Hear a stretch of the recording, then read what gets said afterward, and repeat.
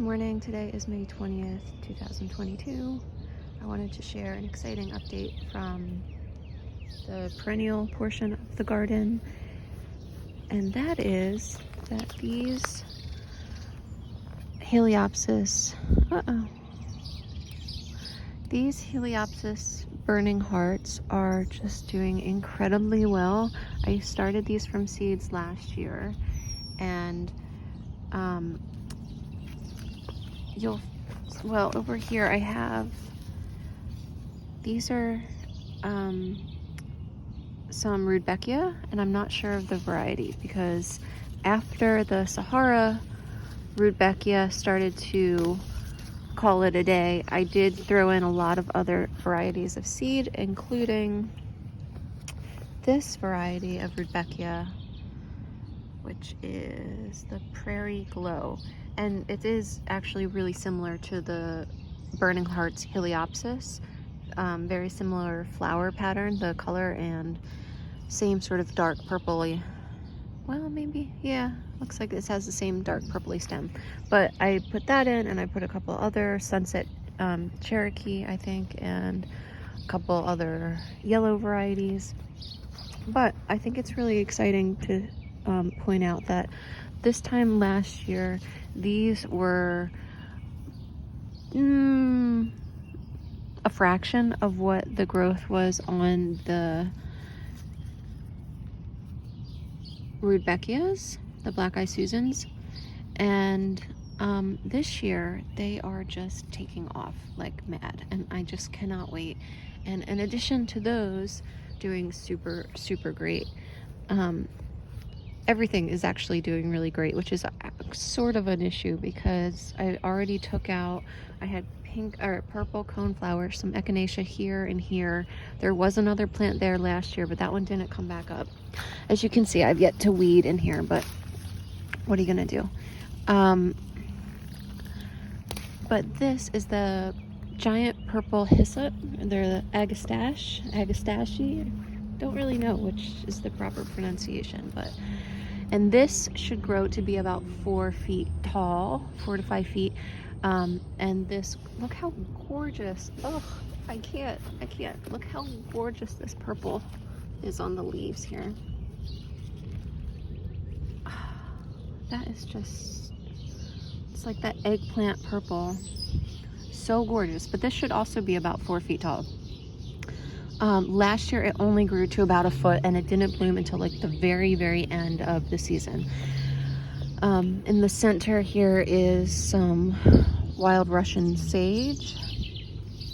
To the sides, this is the Blazing Star Purple Liatris. So these are going to be tall, spiky, cool, light purple, and same with the giant purple hyssop, the Agastache, that will also be in that same color tone, that light, cool purple. And I love the cool purple with the warm reds and oranges and yellows. I think it's such a cool pairing. And yeah, these are actually not technically, this is a salvia that I put in last year. Sorry, the birds are going nuts right now. These aren't technically perennials, but I keep this bed covered with a lot of leaves in the winter, and they've come back for me quite a few times, even though they're not technically supposed to, but keep them cozy enough, tucked in enough, and they'll be back. So anyway, I'm a little disappointed because over here I don't see any of the Rudbeckia, and last year I had it in 3 sections. This clump here, a center, and then one over here to the right, and it's not there, and I didn't start any seeds. I do, however, I do have clumps of it throughout. Like there's this big section right here. Oh, and these are this gorgeous like mauvey peach sort of tiger lily. It's just gonna be gorgeous. And then this is a wild geranium, and this is a Beardtounge. I forget, what is the name of that? Beardtounge. I can't remember. It's a little out of place in this garden with like the color palette, but it's just so gorgeous, and I don't have anywhere else to move it at the moment. So it's been here for years, and it's just, I love this plant so much. It's so happy here, so I don't really want to move it. Look how gorgeous these allium are. These are a few years old. There were more over there. I think there might have been a vole issue, and that took them. But so over here,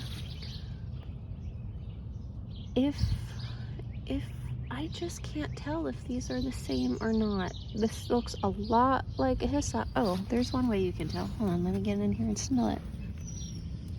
Nothing really. Right, so a lot of the hyssop has a fragrance of like licorice. And I don't smell there, but I'm seeing it. Like, here it is again. Over here. Let me see if this one. Not really getting anything over there. There's another Rudbeckia coming up. Another Rudbeckia. And again, I don't know. We have some sunflowers tucked in here. This is Spiderwort.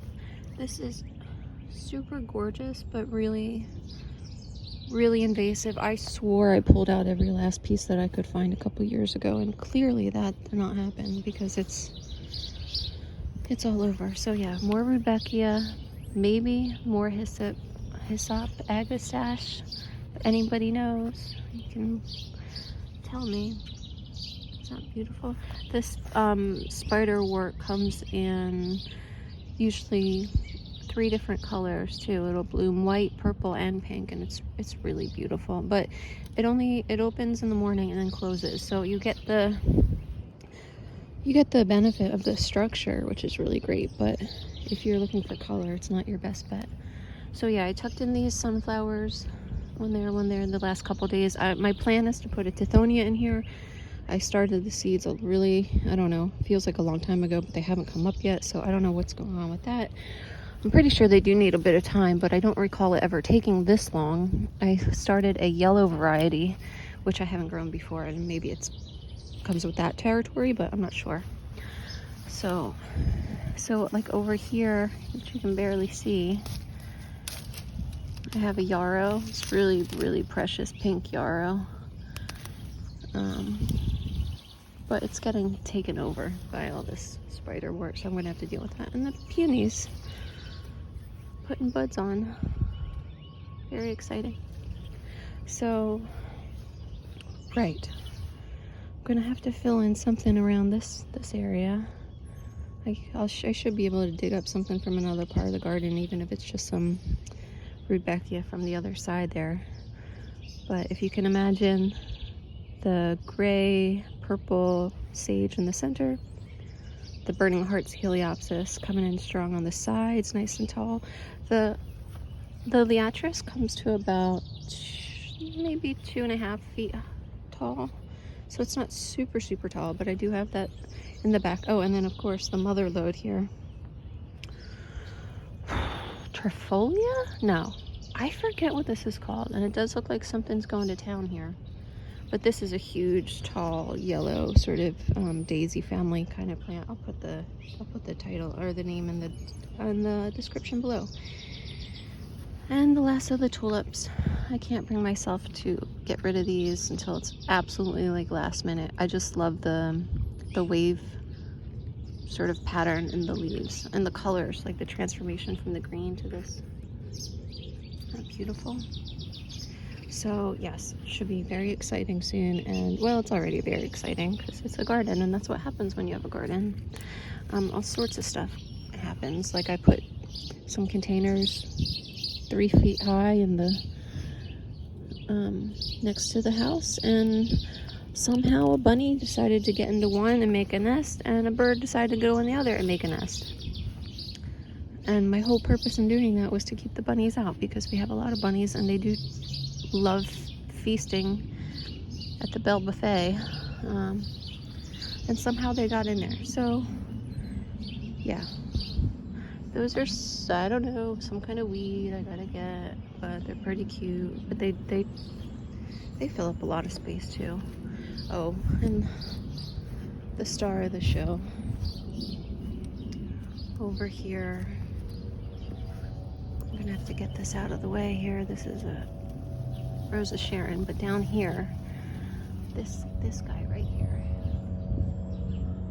will be the prettiest plant I think I might have ever seen. It's a Meadowrue, a lavender Meadowrue, and I cannot wait to show you that. So, all right, that's it for now. Happy, healthy gardening.